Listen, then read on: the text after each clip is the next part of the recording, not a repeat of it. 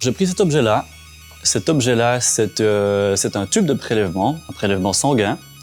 C'est 4,7 millilitres, donc c'est un millième en fait du volume sanguin total de notre corps. C'est là-dessus qu'on fait la plupart de nos analyses.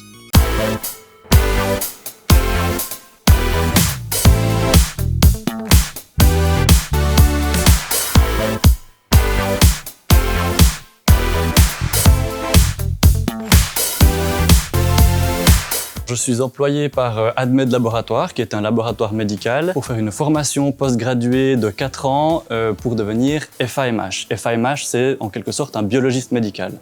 Le biologiste médical, il a deux principales missions. Une mission qui est plutôt technique, qui est le développement de nouvelles analyses. Et puis la deuxième fonction, c'est plutôt une fonction plus scientifique. C'est en gros la personne de référence qui fera l'interface entre ce qui se passe au laboratoire et puis l'aspect clinique pour le médecin.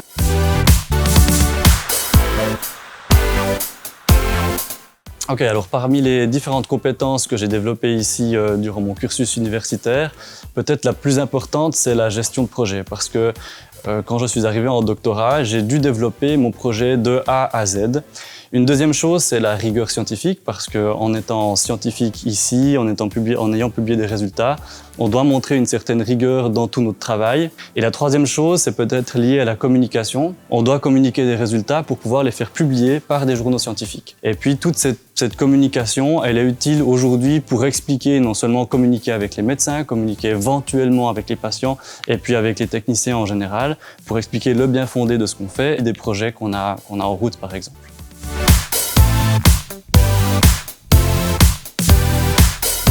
Alors le souvenir peut-être le plus marquant que j'ai eu, c'était au tout début de mon doctorat, le premier jour. Quand je suis arrivé dans le laboratoire, évidemment, je suis allé voir mon chef pour lui demander un peu comment allait se passer la suite.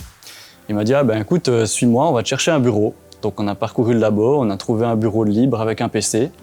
Il m'a dit « Ben voilà, tu peux te mettre là ». Et d'accord, j'ai posé mes affaires et j'attendais à ce qu'il me donne des instructions sur comment ça allait se passer. Il m'a juste regardé, il m'a dit « Bon, ben voilà ». Et puis il s'est retourné, il est parti. Et puis ma thèse venait de commencer.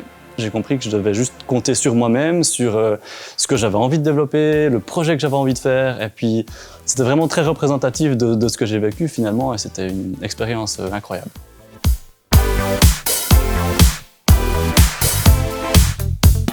Alors peut-être le meilleur conseil que je pourrais donner à des étudiants de bachelor ou de master ou quel que soit votre cursus, c'est de rester en contact avec vos collègues.